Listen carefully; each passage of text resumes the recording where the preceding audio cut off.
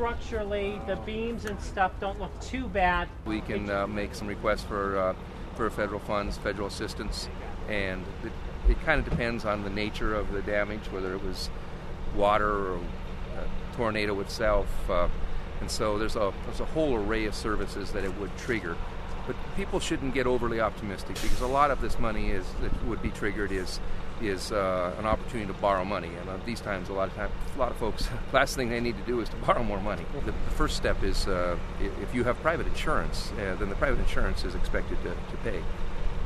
And then, of course, if you have private insurance, there's a whole question about whether you had the flood exclusion or not. And so those are all details that each individual property owner is going to have to work out with their insurance agent or through some of the state and federal agencies. We try to get local law enforcement, give them a little support with the National Guard during the beginnings of a situation like this, and after a day or so, then when they're not overwhelmed, then we fully expect we'll pull the National Guard off. They're not here for cleaning things up.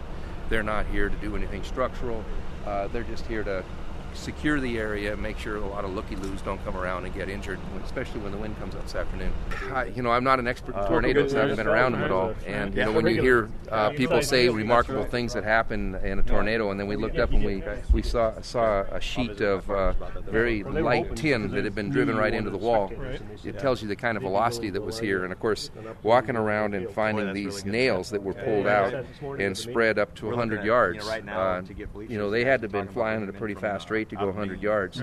If somebody would have been standing around here, it would have been like a bullet.